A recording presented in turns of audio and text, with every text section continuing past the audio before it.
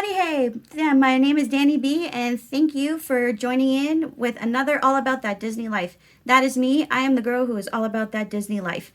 Thank you to those who have watched my first video. You guys have given me the confidence to keep making these videos, and as promised, I will be giving you all the trivia of all the Disney movies that I have watched, starting with the first movie that Walt Disney ever created, Snow White and the Seven Dwarfs. Hi, this is Danny B. I just wanted to tell you before this video starts that the facts that I found about Snow White and the Seven Dwarfs, they were all found online on Google. So that's where I found all the facts. I just forgot to mention before I spewed everything that I found out about Snow White. They were all found online on Google on different Disney sites. So thanks again and enjoy this video. This movie came out in 1937, and it had a small cast, but it was mighty. We had Adriana Castellati, who voiced Snow White, Lucille Laverne, who was the evil queen, Roy Atwell, who played Doc, Pinto Colvig, who was grumpy and sleepy, Otis Harlan, who was happy, Scotty Matraw, who played bashful, Billy Gilbert, who was sneezy, Eddie Collins and Jimmy McDonald were the vocal effects for Dopey because, as we all know, Dopey was mute. Why? Because the animators and Walt Disney could not find the right voice to play Dopey, so we just had vocal effects for Dopey. We had Harry Stockwell, who played the prince, and later on we learned he does have a name. It's not just Prince. It's either Ferdinand or Florian. We had Morani Olson, who played the magic mirror, and we had Stuart Buchanan, who played the huntsman. And now we get into the juicy part, all the facts about this amazing movie. Number one, this was Walt Disney's first full-length movie, as I have said. In fact, this was the first full-length animated movie that ever came out in history. Insane, right? And it took 3 years to make. It had 32 animators, over 1,000 assistants, hundreds of artists, and all the scenes were drawn by hand because CGI was not invented yet. There was no digital. This was good old-fashioned artistry. The initial budget for the movie was $250,000, but it ended up costing Mr. Disney $1.5 million to make. And Walt had to take out a mortgage on his house just to finish this movie. Number two, Snow White and the Seven Dwarfs was based on a German fairy tale. It was originally created by the Grimm brothers, and it was recorded in the 19th century. Walt Disney saw a 1916 silent film version, and he knew that he wanted to make his own version of Snow White and the Seven Dwarfs. Number three, Snow White and the Seven Dwarfs is actually dark. Well, based on the original material, Grimm, it kind of gives you a spoiler that it's going to be a dark story.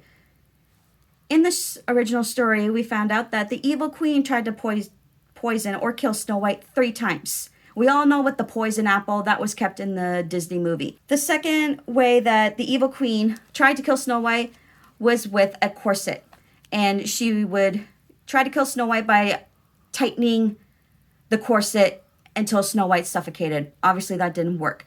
Third attempt was another poison object, but this time it was with a comb. And the evil queen tried to stab Snow White with the poison comb right in her head. Another part that was in the original fairy tale was the evil queen eating Snow White's organs. Or so she thought she was eating Snow White's organs, but in fact she was actually eating a pig's organs. That part was kind of kept in the Disney movie because the evil queen told the huntsman to kill Snow White and to bring back proof that she was dead, to cut out her heart and put it in this box. Well, the huntsman did put a heart in that box. It just so happened to be a pig's. Another part of the original fairy tale that was never put into the movie, the evil queen dies at the end by dancing to death wearing red hot slippers. Doesn't that sound like a familiar ballet? I believe it's called the Red Slipper or the Red Shoes, about this ballerina who puts on these magical dancing ballet shoes and then she dances and dances and can't stop and then she dies. I mean, that's, I think, kind of weird, but... Number 4. There were different names for all the dwarfs. Now, we all know the dwarfs' names. You have Doc, Grumpy, Happy, Bashful, Sleepy, Sneezy, and Dopey. There were tons of other names considered for these amazing dwarfs. We have Biggie Wiggy, Big O Ego, Blabby, Deafy, that's very offensive, Dirty, Gabby, Gaspy, Gloomy, Hoppy Jumpy, Hotsy, jaunty, nifty, shifty, busy, crabby. That's kind of a other word for grumpy, but whatever. Daffy, that was later used on a duck in Looney Tunes. Dumpy, flabby, scrappy, Snoopy. That name got used eventually for Charlie Brown. Stubby, thrifty, and wheezy. All those names kind of offensive, but I'm glad that we have the 7 originals. Number 5, Walt Disney got a special award for Snow White and the Seven Dwarfs. Walt got special recognition at the 1939 Oscars for Snow White and the Seven Dwarfs. Now, it was not an Oscar for animation because there was no category for animation back in the day.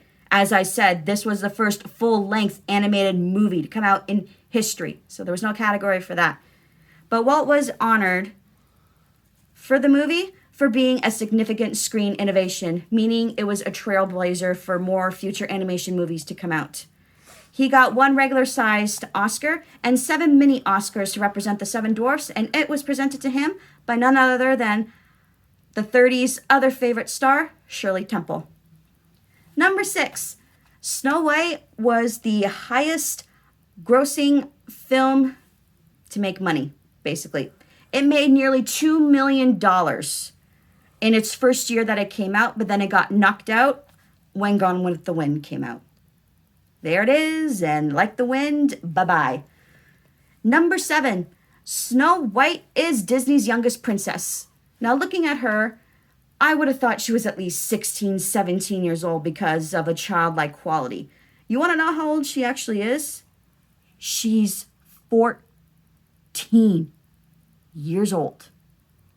She is 14 years old, and Walt ends the movie by marrying her off. 14 years old, and there she goes to get married. And I'm not saying another word about it. But in the original Grimm fairy tale, do you want to know how old she is? 7.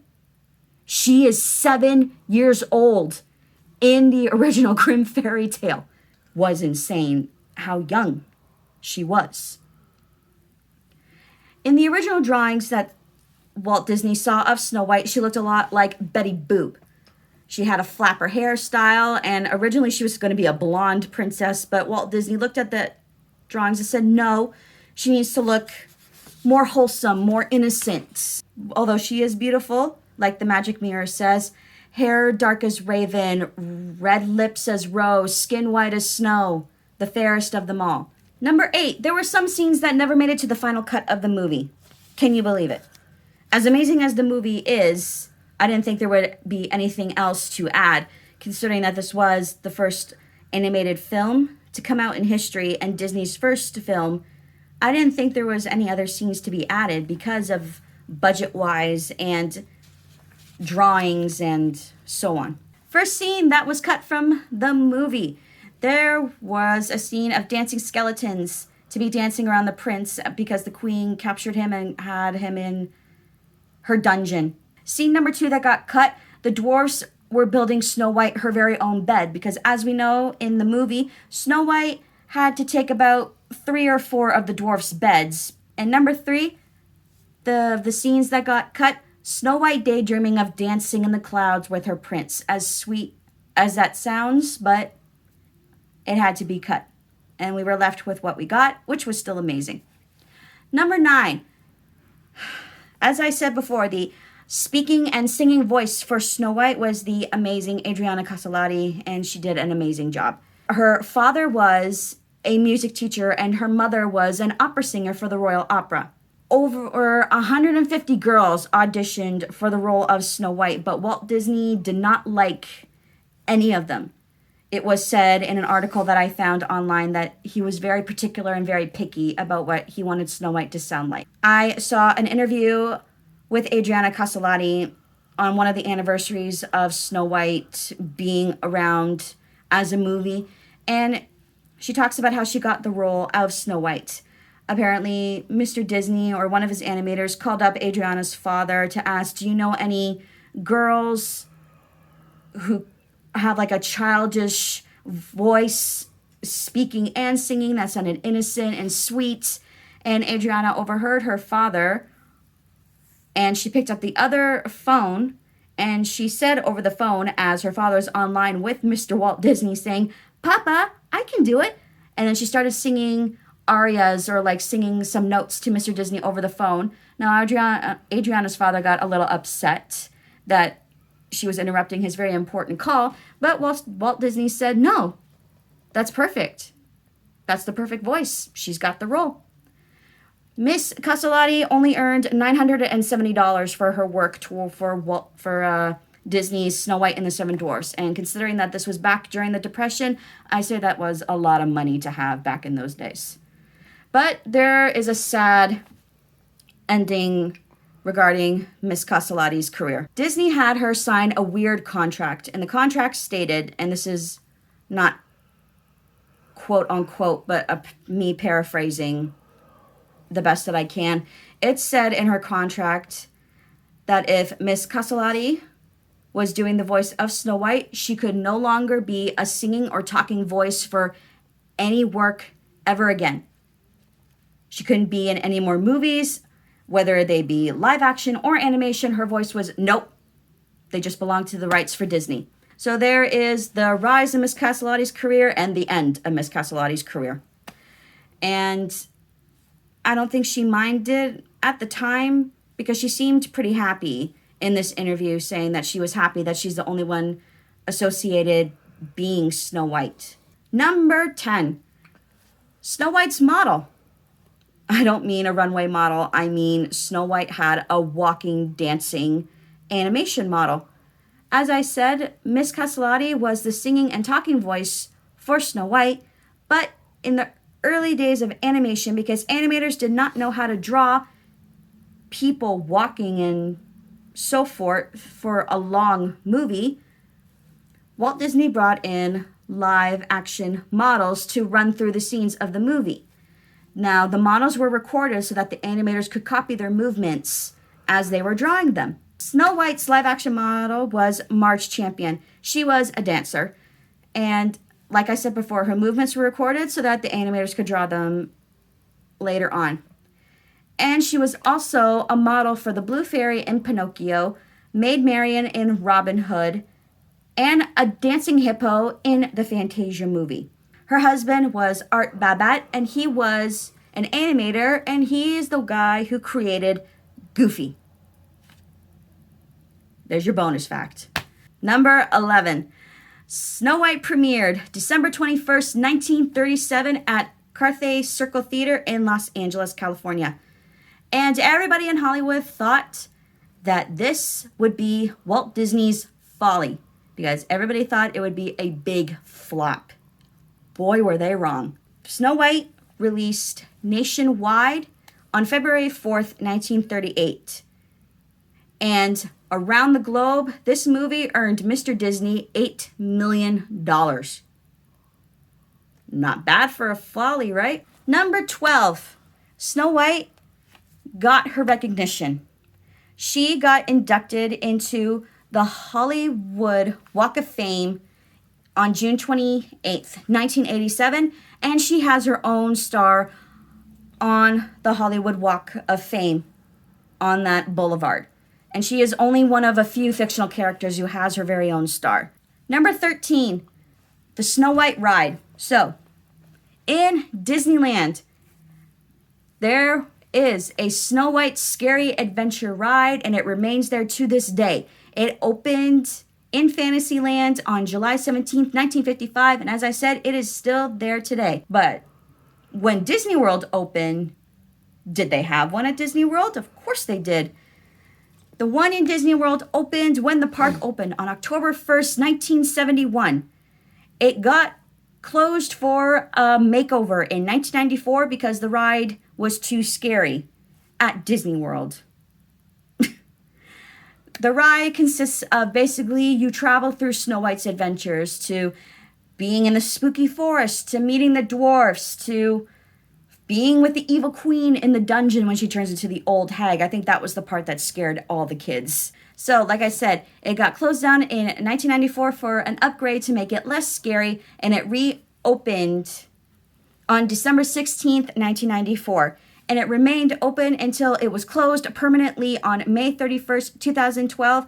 Princess Fairy Tale Hall replaced Snow White Scary Adventures in Disney World, and that is a meet and greet where you can meet all of the princesses. Now, number 14, where can we find Snow White in Disney World if she doesn't have a ride anymore? Well, you can find Snow White on Main Street, USA, above Town Hall on that balcony. And that part is true. I got to see her with all the other princesses when I was there in 2021.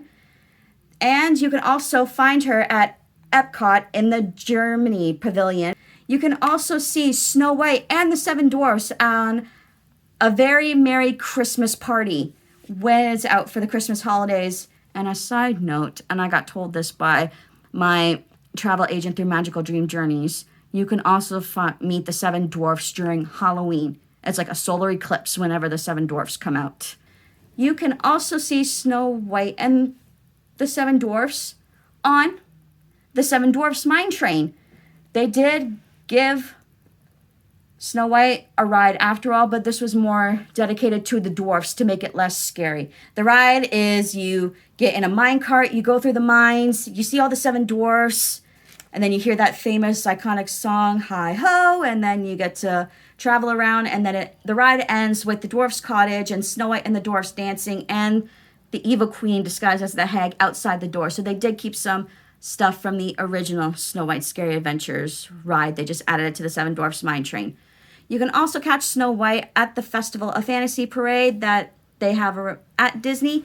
And when I first went to Disney in 2016, you could have saw Snow White and the Seven Dwarfs at Disney's Main Street Electrical Parade. And I don't know if the parade is back now. There was rumors that it came back last year. Whether Snow White and the Seven Dwarfs have returned, I have no idea. But there's where you can find Snow White at Disney World, because her ride is no longer there. So there are all the facts that I found out about Snow White and the Seven Dwarfs.